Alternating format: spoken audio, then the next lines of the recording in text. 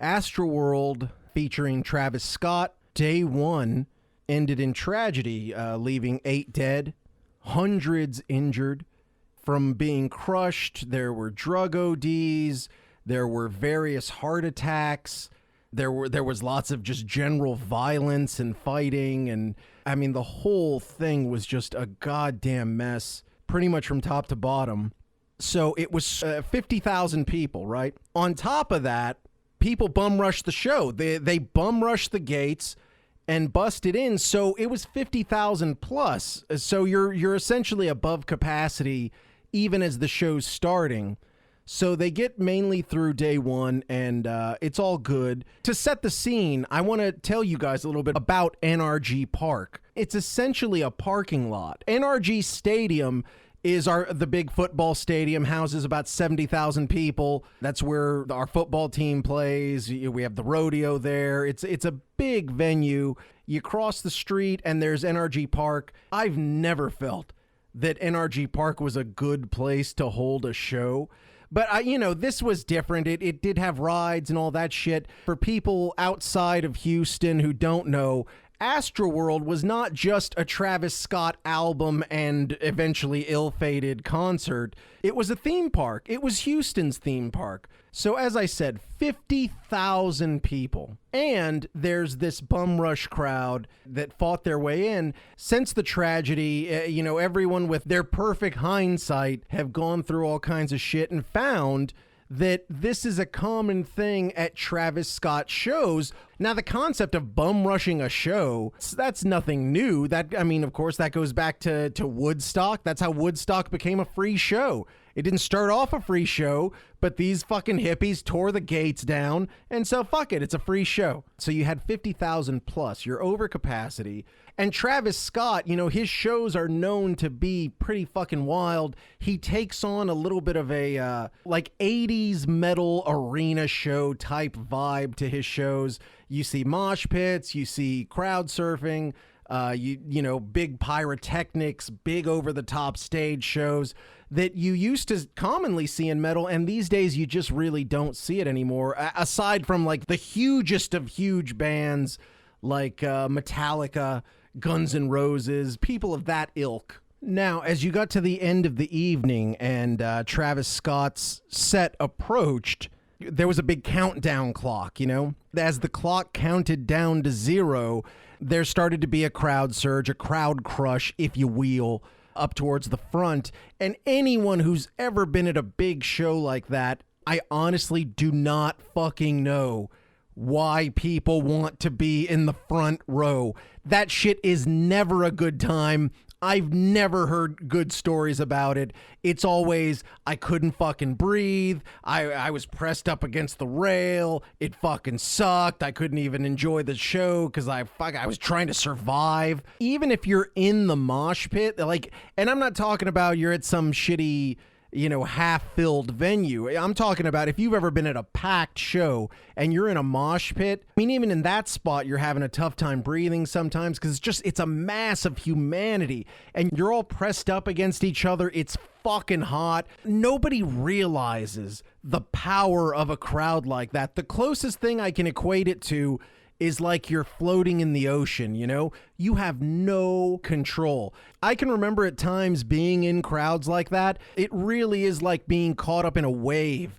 And when that crowd wants to move, there's not a fucking thing you can do about it. Either you're going to roll with it or you're just going to get trampled. As the show starts to go on, Drake comes up and hits the stage. Drake, also another very pro-Houston rapper. He spent many of his formative years living here in Houston. He often comes back and does events here. So he shows up, and when that happens, now this crowd crush that was already an issue, it gets even fucking worse. As people are clamoring to get close to the fucking stage, there were, as I said, hundreds injured, but 8 dead.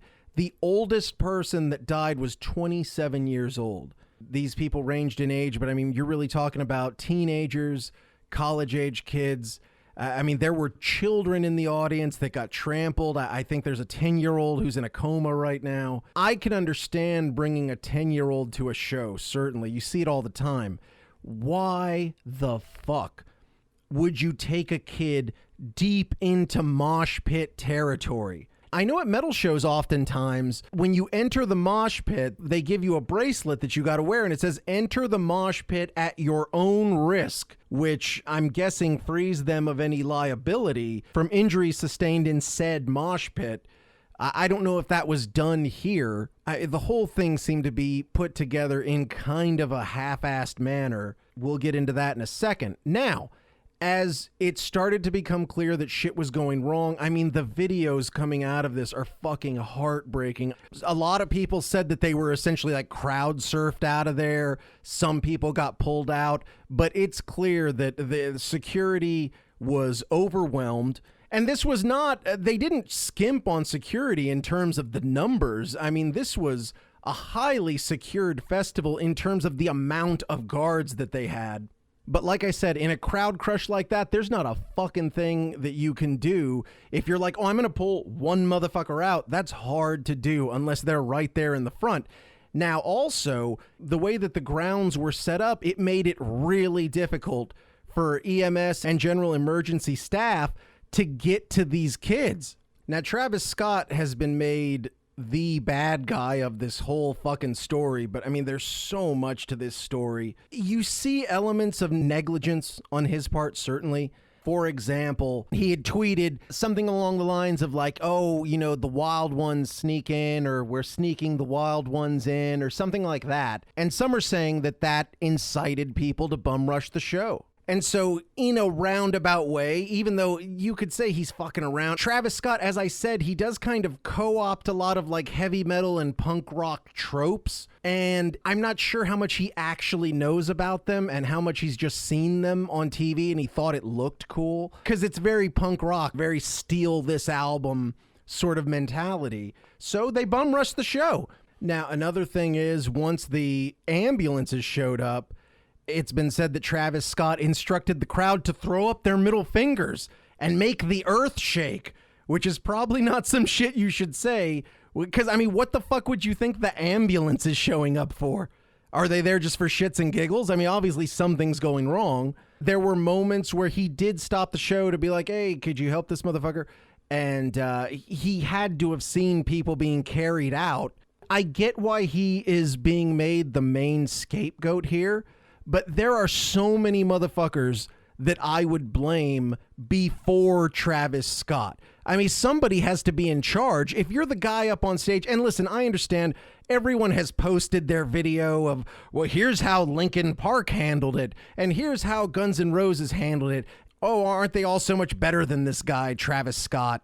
And it's become something to kind of stick your chest out and be a smug fuck and be like, well, this would never happen if this was metal. But I mean, from the stage, how much could this motherfucker see? I don't know. I'm not saying that as an excuse. I'm throwing the question out there. From the stage, what could you see? I'd be curious in hearing his account of what he saw unfolding, what was going on in his head. Because another element of negligence is once the first motherfucker is dead, shit has gotten out of control and you need to stop the fucking show. I don't know if maybe in his head he feared a riot if he stopped the show early, or if he feared some sort of legal action for people. Oh, hey, I didn't get my full show, or I don't know what was going through his head. I would really like to know. Houston's chief of police had a conversation with Travis Scott and his head of security before the show, and he had this very concern. And look, I understand. I'm all about fuck the police, but if shit goes wrong, it's on you. You're in charge in a roundabout way. So yeah, the fact that the police chief had a conversation with you and your head security guy about this specific situation. He's like, hey, we're at capacity. In fact, we're over capacity because the people who bum rushed. Let's keep an eye out. They had come up with a code word for people that were crushed in the front. I mean, clearly security saw this as a possibility. The code word for dead people in the crowd were Smurfs. And obviously that's referring to the blue color of many of these people who died. But yeah, as soon as they started pulling Smurfs out of the crowd, if you will, Travis Scott continued to perform for another 38 minutes. And that's an element of negligence, certainly. If you knew some shit was going on, you probably should have stopped the show. Now, in the aftermath, holy shit, man. This is going to be so interesting to watch unfold because lawsuits are already filed. Here in Houston, I'm seeing commercials on TV. There's fucking commercials all up in the Facebook timeline and all that shit. Were you heard at the Astroworld Festival? These lawsuits are going to be insane. There was a lawsuit filed against Travis Scott, Live Nation, Scoremore, and Travis Scott's record label, Cactus Jack Records.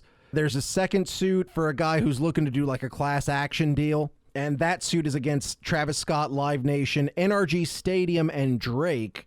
I don't know why the fuck you would sue Drake. He's just a guest spot on the show. He wasn't even advertised. Obviously, on the lawyer side of this, it's just more ambulance chasing, scumbag lawyer bullshit. But this is what fucking happens when you have a poorly run show and the shit goes wrong. It ends in lawsuits. Travis Scott certainly should be held accountable for his part of this, but I don't like how this is now a cancel on Travis Scott. You're seeing it everywhere. He's starting to lose various affiliations. Shows are starting to cancel. And he seems to be taking the main heat here. I mean, did he set up the concert? Did he lay out the fucking grounds? Did he hire the security? Did he train the security? A lot of the security guards from that show have come out and said, dude, the training was shitty. There was a test. It was fucking open book, and the motherfucker gave us answers. There was no way to fail. And I know one of the security guards said a lot of us were just signing up to get free tickets to the fucking show, even though the sheer volume of security seemed to be adequate. If they're not trained well, then it doesn't fucking matter. So who trained them? Who was in charge of that? Because you always have to think of shit like this. When you're talking about such a large mass of people, the chances of shit going wrong are astronomical. You get 10 motherfuckers in a room, there's a chance somebody's going to fuck it up. You imagine 50,000. And once again, Travis Scott puts on like a hype-ass show. That's part of his gimmick, is that there are explosions, there are mosh pits, there is, all the shit you would normally see at a metal show. I feel like the hip-hop world is so in love right now with the metal aesthetic.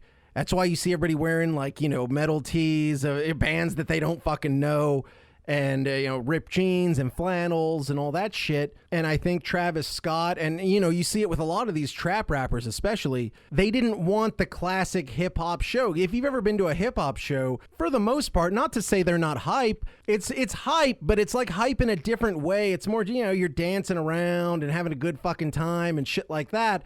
Whereas a rock and a metal show, there is that element of moshing and all that.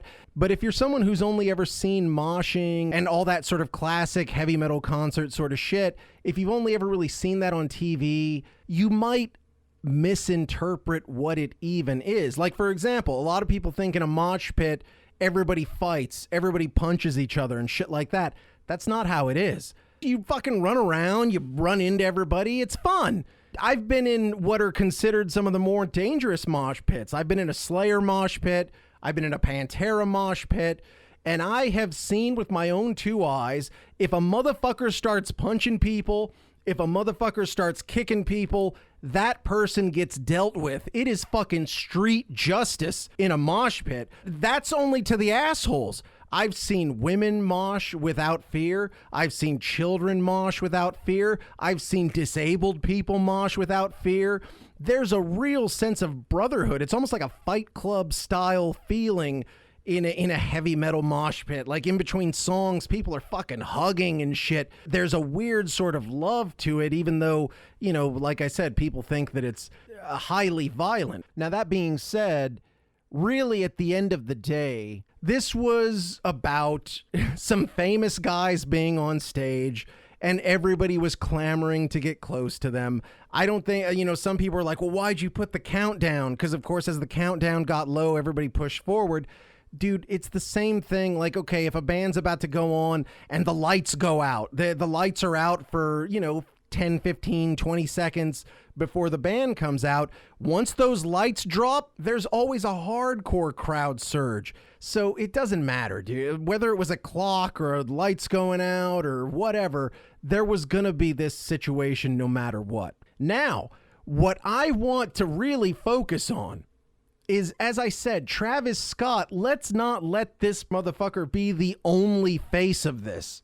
Do not just give a pass to Scoremore and Live Nation. I think Scoremore especially, because I believe they are the direct promoters and all that stuff. Live Nation, probably for a show that size, I mean, I'm sure they had some input into it. So these are the people that really need to be under scrutiny, not just Travis Scott. Because Live Nation has been in this business for a fucking long time, and they should know better. This was a sold-out show. Not only was it sold out in terms of tickets, a lot of people were saying, like, it was sold out as far as, like, merch. It was sold out pretty much in every way you could be fucking sold out. So, I mean, you've turned a show that would have been highly profitable into a show that's gonna fucking cost you. God, I can't even imagine the astronomical amount of money that it's going to cost for Live Nation, Travis Scott, and all these various Travis Scott related companies. It's going to be hundreds of millions of dollars to get the fuck out of this. And who knows, man? I would assume these shows are insured on some level. I don't know if negligence changes anything. In the wake of all this, Travis Scott, this motherfucker, he's offering to pay for funerals. He has offered to refund every ticket. So, and these suits are still going to happen. So not only is he refunding all the money, but he is also going to get fucking sued. I can't imagine it. This guy must fucking thank God that he nutted in a Kardashian. Because at very least, you know, you'll always be taken care of financially. Because this fucking dude is about to lose a lot of money. There's already sort of like a soft cancel. By that, I mean, it's not overtly canceling Travis Scott, but as I said, shows are starting to cancel. He himself has dropped out of some shows because, I mean, he claims to be devastated. In the week leading up to the show, this fucking guy was all over the city. He was doing all these events, you know, charitable events. It puts everybody in a weird fucking situation because he's a friend of the city. The mayor came out and made a lot of statements, but he was very, very careful to say anything negative about Travis Scott. I really think that the promoters should bear the brunt of this. I've talked to various people who have put on shows about this. And to a man, everybody agrees, like, that you need to build in a way that in case the shit goes down, that EMS can get to your crowd. Because as I said, crowd surge, crowd crush, that's a common problem. There is often, people having heat stroke up in the front. There's people who are having heart attacks from the panic that comes with being involved in a crowd crush situation. Basically, whoever planned the show, this is their fucking fault. You can point your finger at Travis Scott. You could say he incited people and shit like that. And on some level, he probably did. So certainly, he should be held accountable for the shit he did wrong. But I have an issue with him being the guy, and this is all his fault. One kind of funny thing on the backside of this, as much of a tragedy as this story is that on TikTok, there are rampant viral videos going on. And TikTok says they're trying to take all this shit down as quickly as they possibly can. But there are all these little TikTok videos of people claiming that this was a satanic ritual. The QAnon fucks have gotten involved with it, and they said, oh, it has to do with the Illuminati, and oh, you see, 8 people died, and there was 8 something or other. But how the fuck, if it's a crowd crush situation, how the fuck could you have guessed this will be just enough to kill exactly 8 motherfuckers? There was like a dove that was on fire, and that's a symbol of God, and that there were upside down crosses, but not like at a ghost show. If you look from far away, this kind of makes an upside down cross, and there was this thing that was the portal to hell. Now, like here, I have a couple of random quotes from these fucking idiots on TikTok. A lot of these kids are falling for it. Here's a comment that has 35,000 likes, okay? This concert last night was a straight up satanic ritual, and Scott didn't even stop playing as people were dying. Quote, the music industry is demonic and collects souls. And they say the fact that Scott didn't stop the show is proof, because any normal person would have stopped the show. And honestly, that's the way it's coming off. And that's where I think Travis Scott fucked up so badly, is that he did not stop the show. If he had stopped the show, this is a totally different narrative, man. He couldn't even talk about this if he wanted to right now, because at this point there's lawsuits. So really no lawyer would let him say shit. And the guy he seems to be doing everything he can. However, this fucking horse is out of the barn, man. There's going to be endless lawsuits. We'll see how many companies cut ties with Travis Scott. So a quick and sad update. Since I recorded this podcast originally, 2 more have died. The 10-year-old that I referenced earlier, who was in a coma, has passed on, and also a Texas A&M student, maybe an hour and a half down the road from here, she passed on, bringing the death toll up to 10. Terrible situation, gets even worse. More lawsuits have come about. At this point, we're already nearing $1 billion in lawsuits. Bullshit, starfucker, TV attorneys from all over Texas are jumping on and getting involved in class action lawsuits. And it's, as I said, a developing situation, and we will keep you up to date here on Kill Rock Radio.